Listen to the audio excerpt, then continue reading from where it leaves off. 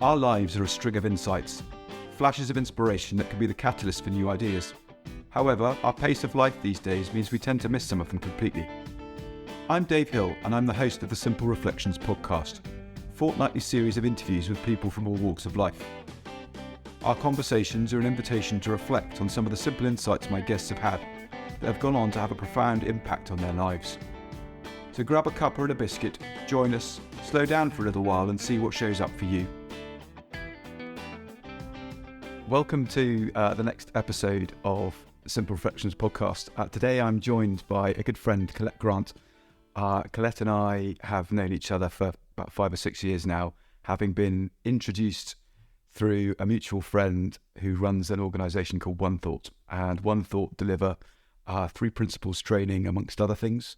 And being from Dunfermline and down in London doing the course, everyone was going, "You must know such and such in Edinburgh," and I went, "No." And that's how when everybody sort of went, "You must know Colette." "No, I don't." "You must know Colette." After 3 or 4 of those instances, I thought I better go and find out who Colette is, and that's how we met.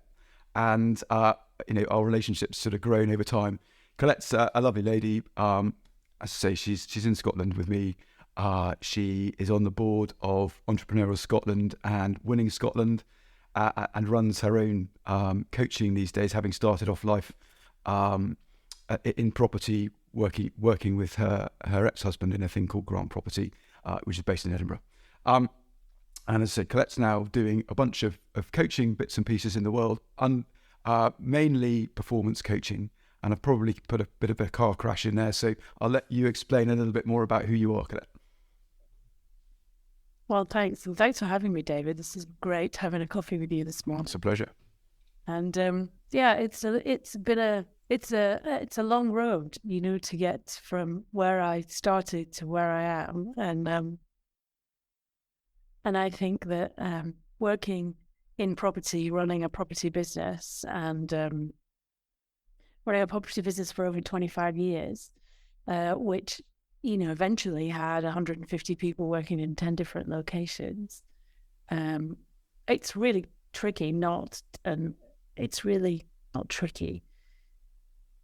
It's really impossible not to get involved in the fact that people are what your business is about, actually. And if you didn't have people that were working with you and working as a team, it just doesn't work. Mm-hmm. But of course, the nature of people is that they have highs and lows, and they have ups and downs. And I got really kind of, involved in all of that, all their welfare and all the different things that were going on. And I know the landscape has changed massively in the last 25 years. And I think it's maybe a different place to lead a business now than it was then. There's a lot more tech and there's a lot more innovation, and people are exactly the same. Yeah, isn't that true? So they have different stresses and strains these days. But actually, that's, I suppose that's maybe a lovely place to go and to talk about. So I was actually at an Entrepreneurial Scotland event, and I met someone who was working with businesses, helping them organise themselves and for growth.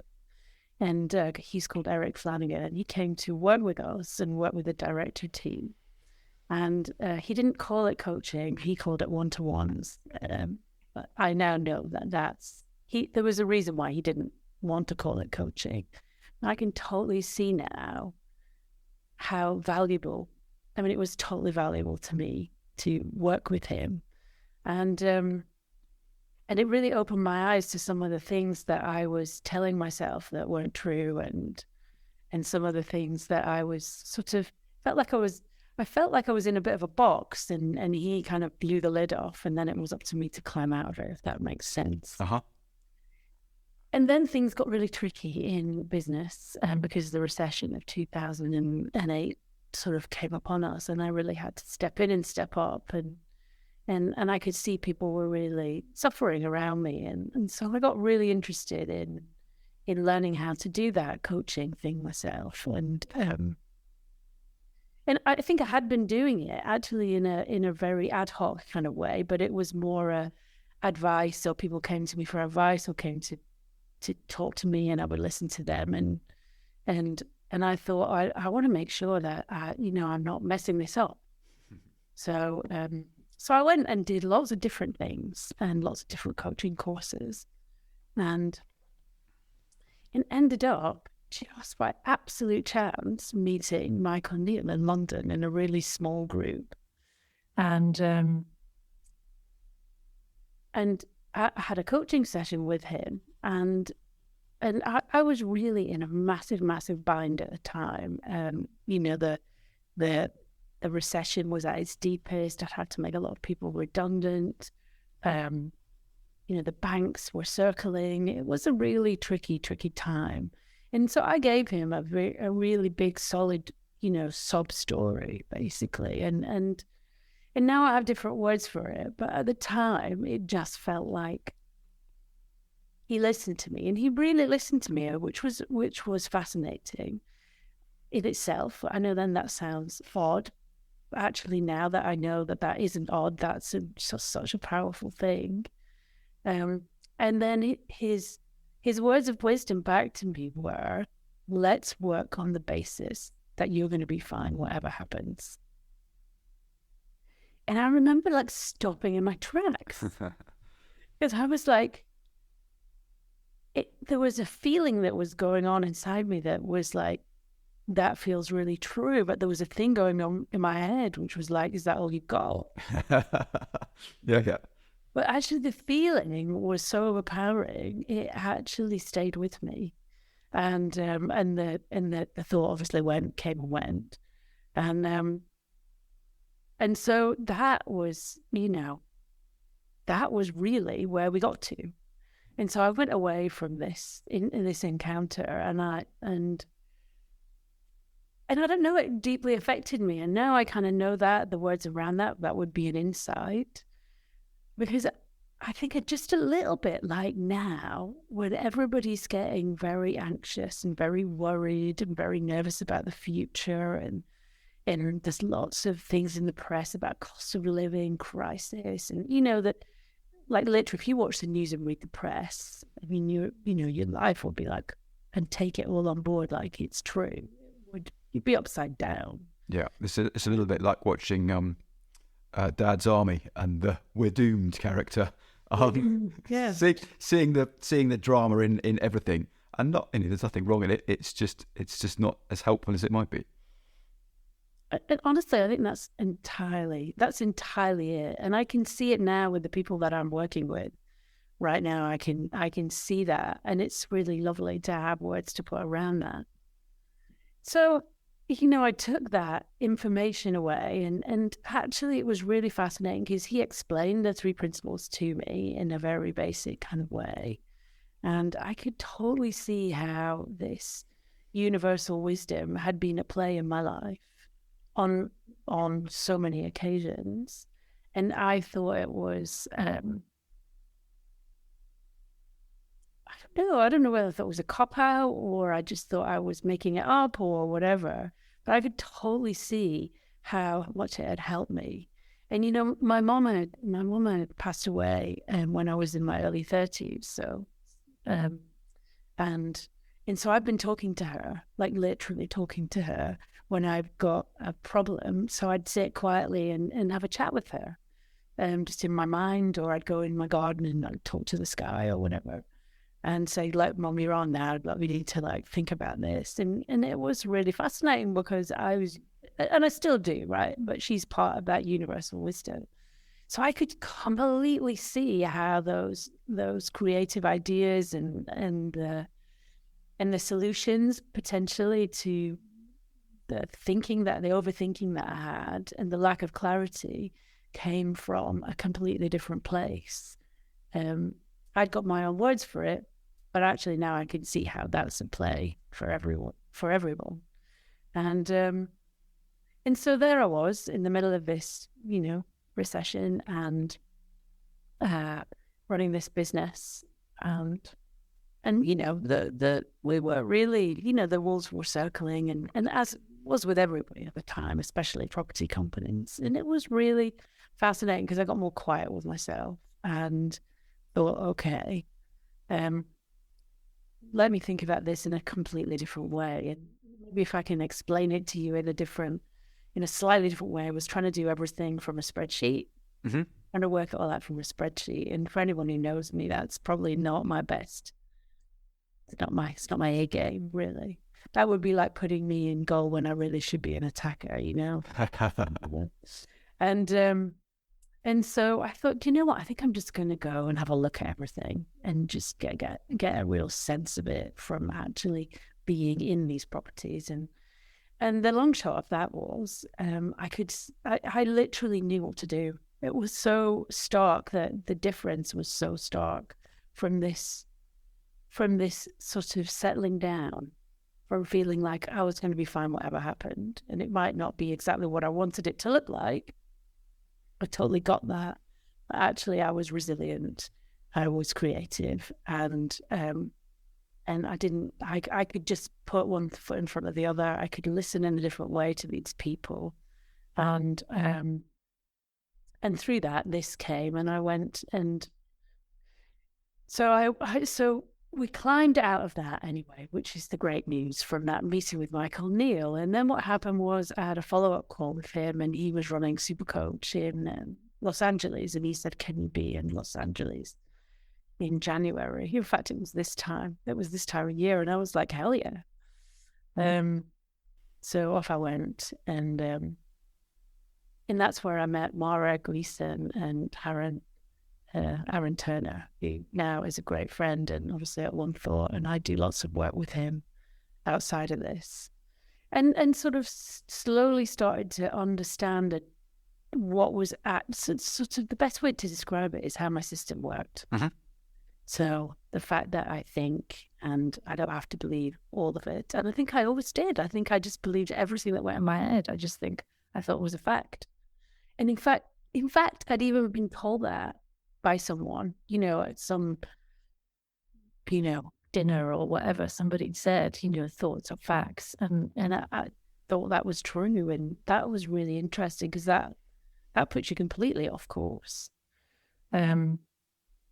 So, and understanding my awareness, the fact that I could live more consciously, so I could, choose the things I put energy into. And actually even learning that, it took me a while, don't get me wrong, it wasn't like being. I mean, lots of people say, oh, do you have this one big kind of magic moment? And I was like, well, if you're really super lucky, but that's not how I found it. I just found that it was a little bit at a time. And I could see that I started to calm down about everything, actually, and much less drama in my life. I got on better with my kids. I actually started to get on better with my ex-husband, which, was really interesting because I just didn't sort of get into a fight with him anymore. And we decided that it was a good idea to part company in the business. And 4 years ago, I left. He bought my shares in the business, and I got so interested in this work of coaching people that's now what I'm up to. And so I work with lots of CEOs and people running businesses and executive teams like Dave, and then I do this really cool thing. Well, I think it's cool, which is paying it forward. And so everyone that pays me, I then go and work with somebody who can't afford. So they maybe just starting a business, or they're a young, I've actually had clients as young as 10. It's really fascinating. And they're so great. They go, okay, is that it? And I go, yep. And they go, oh, great. Thank you. See you later. It's so cool. Yeah. It's so cool. And of course, my daughter and my son have a constant stream of their friends. They go, just go and see my mom. And so that's been really interesting. And the part of that I think is super interesting is those threads lead somewhere completely different in your life. And that's not why I did it. I just did it because I thought it was a nice idea to work with a wide range of people, not kind of get sort of into a lane and a groove. And that was for my own learning and also just giving something back into the world, which really appeals to me. But it's been so fascinating how the crumbs of that take you to somewhere completely different. So now I end up working with lots of health professionals and doing all kinds of random things, which is amazing. So you do that for that reason, and you end up doing something completely over here, left field, and I think that's been really that's been such a lovely thing, actually, just to really, it feeds your soul somehow. Yeah, no, that's cool. I think for me, that there's a core of why I do what I do, but actually I know by looking broader than the military community, I'm going to learn so much more about human beings and where they get stuck that has direct relevance to them, even though the subject matter absolutely doesn't. And equally, what I'm learning from the veterans that I'm helping, I can take into business, even though it doesn't make any sense for them in their world, and the experiences that of half of my client base to the other half, they chalk and cheese. They are not natural bedfellows, but the common thread through all of that is human experience, how that's created, how that shows up for people, and the potential of seeing your own resilience despite the story that's running in your mind. And I find that fascinating. So it is really lovely to hear that other people are doing similar things, in terms of there is a natural groove that you could fall into and go, well, these are my people, and this is just turning the handle and doing the same old thing. Well, we get stale doing that. The beauty comes in, and the diversity comes from speaking to loads of different people with loads of different things going on for them, and being able to help point them to the things that are true for everybody. I think that's really cool. And that's so true, because lots of people want to talk to me because of my property background and want to talk to me about property. And it's as though if they do what I do, that they'll have the same outcome. And actually, what I know about that is that's just not true. Now, I can stop them falling down a hole, potentially, but perhaps if they went towards that hole, they would fly and find something new. I think it's a completely different thing. And I alluded to earlier to I used to talk to my team and individuals in my team, and I used to give them advice. I used to say, oh, do this and do that. And now I realize that actually isn't the right way to, I could challenge them on the things that they're doing. So why would you do that? Or what do you hope to gain from that?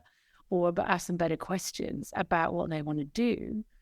But actually giving people, do that is not the right way to do things. And that's really fascinating too. But it so feels like the right thing at the time, because, I'm in such and such a position, I can see a way of doing it, this is helpful. It is like sticking a plaster on something. It sort of does work, but at the same time, it doesn't. And I found the same thing, knowing what I know now, looking back at my last job in the army, commanding a company in 4 rifles, and I had 190 people working for me, and they all had equal amount of right to my time, but also that was limited, and I had my own job to do. So there were times when I go, okay, this is one of those, have that, and off you go. And it sort of, look at me, I'm on fire, but pushing people back out the door with a potential solution. And then there would be the times that I was stumped.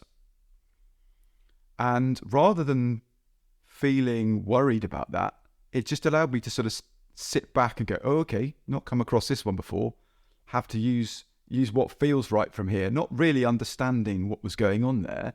And I always felt those occasions, that's when I gave my best, when I didn't know the answer.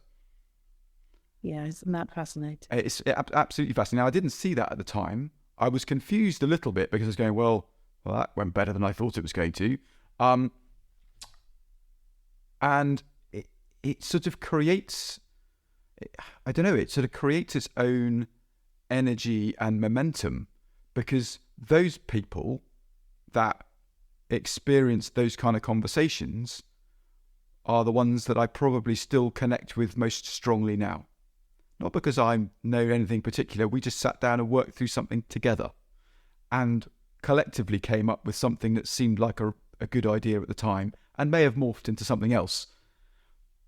And that's what's fascinating about everything that we've been learning about, through Aaron and Michael and all the rest of them, and amongst ourselves, just by being open and being curious and seeing what might be there, looking at that sort of creative resilience you mentioned, what's that about?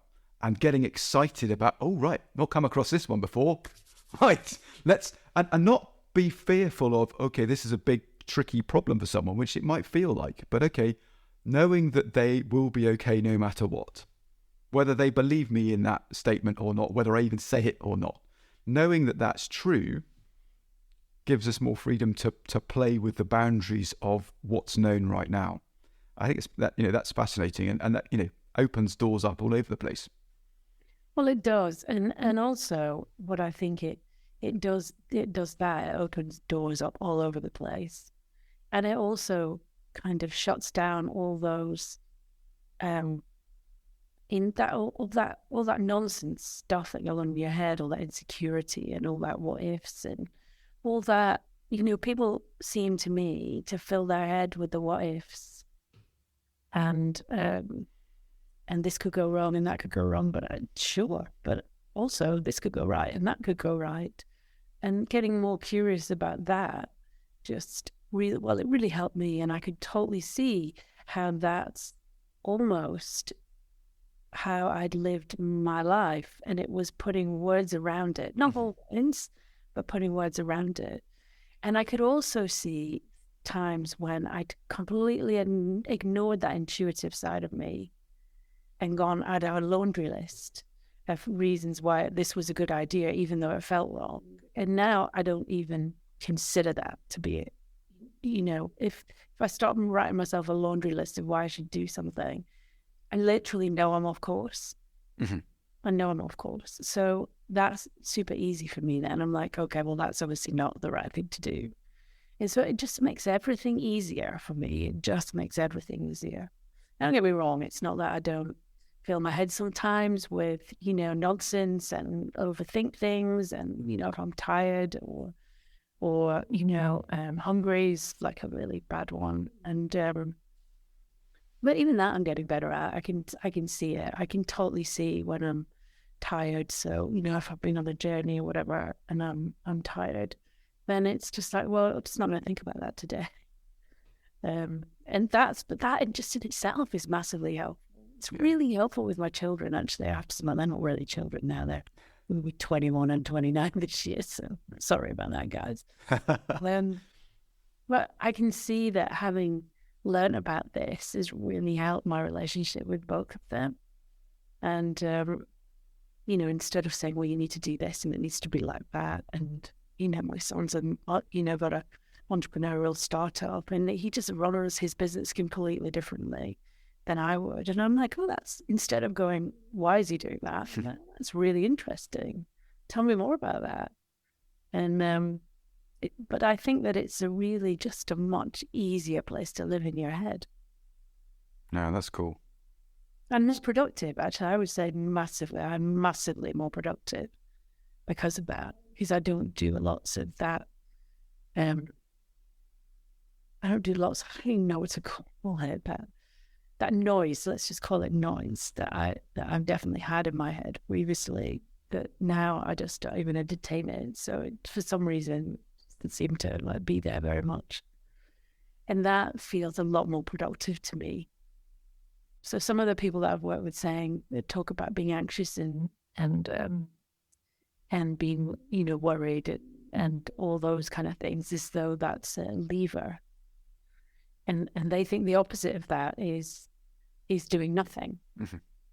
And actually, I think that's a misunderstanding of, for me, not doing that means that I actually get to do creative more productive things with more imagination and more wisdom behind it.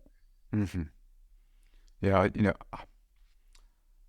I was a great procrastinator, probably still am at times, in terms of putting things off and leaving it to the last safe moment. And the story that used to run in my mind around that was, I work better under pressure.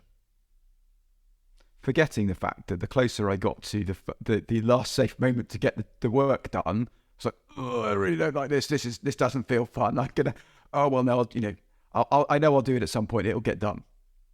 And that made sense for a period, because in my mind, my best results came after I've been under pressure. But actually, that's because that's all that ever happened. So when I actually went, okay, well, maybe let's try this getting it done early bit and see what happens. I still get a reasonable result. And actually, all of that angst and pressure I've put on myself to save it up until I'm right, this is the right amount of pressure to start tackling this now, disappeared.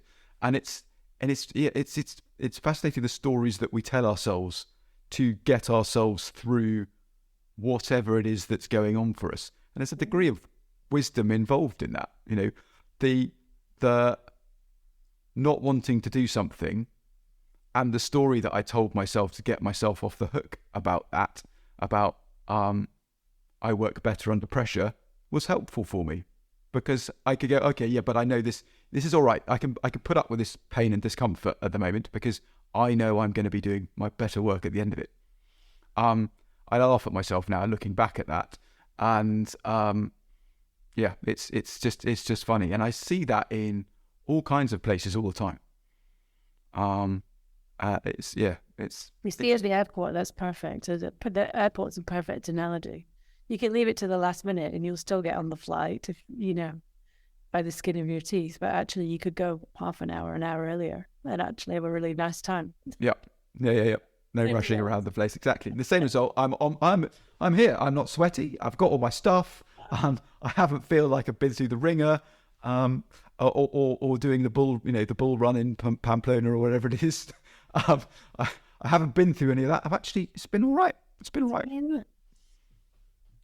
But it sounds so simple, and I love this.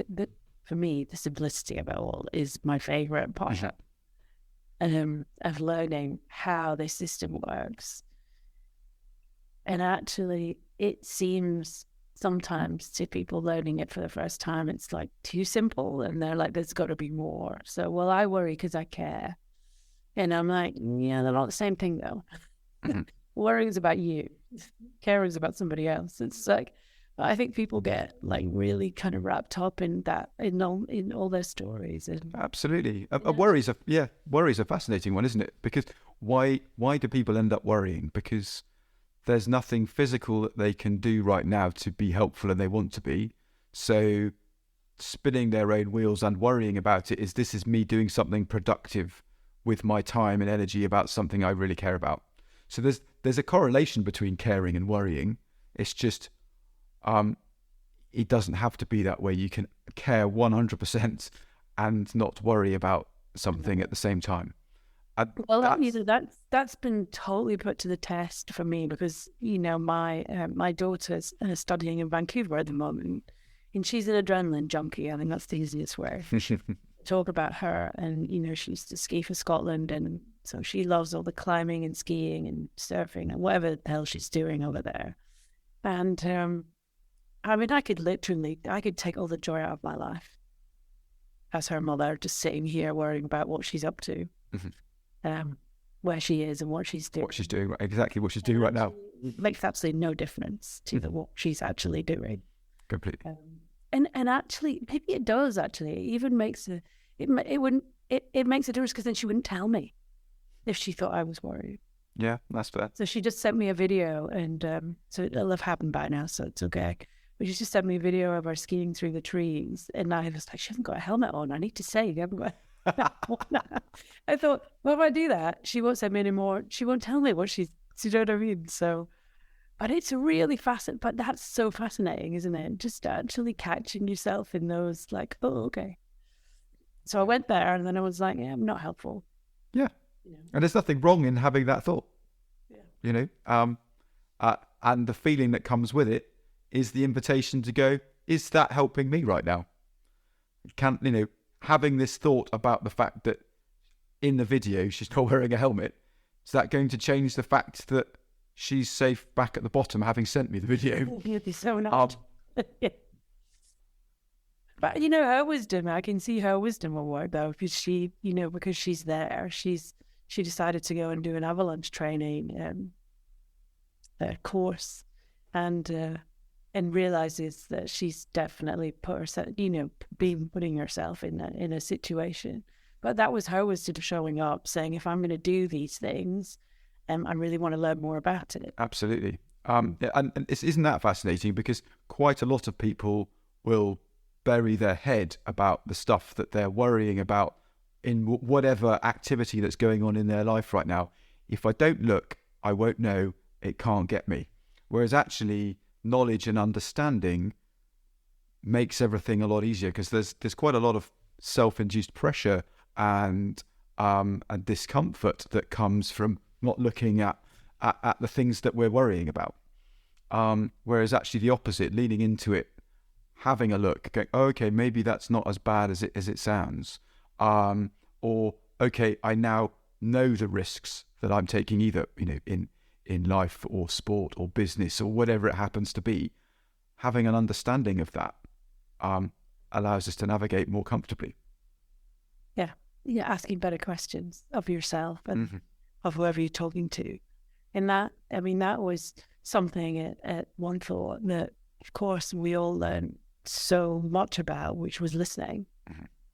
And that listening with nothing going on in your mind, seeing it, but just not entertaining what was coming through in your mind. And I thought I really kind of got that. But I think that people say to me, it's like active listening. I'm like, no, it's not. That's not what I'm talking about. It's like listening. It's really deep listening. And there's something about that even in every situation, I can't think of a situation where it doesn't apply.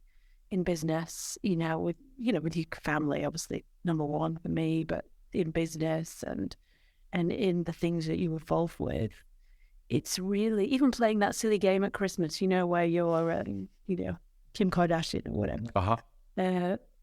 And I was Percy Pig, actually. So, but even listening, ask better questions. Just ask. If you ask better questions, you get to the answer so much quicker. You get to the heart of it, and I think that's just it's such a fascinating thing, and I can see it everywhere. That listening is the thing that is the key to all of it. Yeah, no, 100%. And pointing back to the simplicity you were mentioning earlier, how simple is that? The listening is something that we've all been doing. Thankfully, if we're not deaf, obviously, but it is something that we are all doing all day, every day, since we were born, and we take it for granted. But as you say, there are different levels of listening. There's listening with an agenda. Does this fit with my understanding of the world right now? There's listening to sort of repeat back what someone's saying to show that you're listening to them, which actually takes quite a lot of effort. Or there's just, oh, okay, this is new, and sitting back and listening openly. The lack of judgment, the curiosity, and the feeling of connection in that moment. That's listening. And it's something that's we're all capable of doing. And it's so exciting to know that that's true, and that everybody has experienced being listened to, and also having listened deeply themselves. They would have done it. They just won't have clocked it at that, and seen it for how powerful that actually is. I think that even people that are deaf listen in a different way. Yeah. Because you can listen, you kind of listen with your eyes and your ears and everything. Sure, yeah, that's fair. Feeling, it's all part of it, isn't it? And so, that idea that your kids can listen to you whilst they're holding their phone and looking at something, or your partner. Sorry, Stu. I love him, Stu. But looking at your phone, unless you can't actually do it. It doesn't. You can hear it. You can hear the words, but it's just not. It's not what we're talking about. No. And that learning how to be a coach, that's one of the key things that was a great learning. I mean, learning to be a coach is a great way to learn about yourself. Completely. Yeah, completely. And then when you are sort of in a space with someone where you're doing what you've just described and getting that deep connection, you're learning like all the time. Mm-hmm. Just feel like every day is a school day for me. Yeah, 100%. It's just such a joy. I mean, it's such a joy to do the work that we do. I actually literally can't believe it. I can't believe that I get to do this work in my life. It's amazing. It's just absolutely amazing. Well, that's really cool. I think that's a lovely place to sort of to wrap up. It's been really lovely to have you along. I just wondered if there's anything that you would like to mention to the listeners that you're involved in at the moment, or doesn't matter if there's not. We'll put links to your organisation and how to get hold of you in the blurb to the podcast. No, I don't think so. I think we've kind of covered all the things that I'm up to, and it's easy to find me at ColetteGrant.com. And if anybody wants to chat with me, then I'm here and I'm listening. Amazing. Thank you very much indeed. Thank you for joining us today. If you've enjoyed the conversation, feel free to subscribe and join me and my new guest next time. If you're interested in the work I'm doing, or you think I can be of service to you or your organisation, please email dave@simplicityofmind.co.uk. Remember, see if you can find time to slow down and reflect. Those simple ideas might be worth listening to. Take care, and I hope you can join me in a couple of weeks.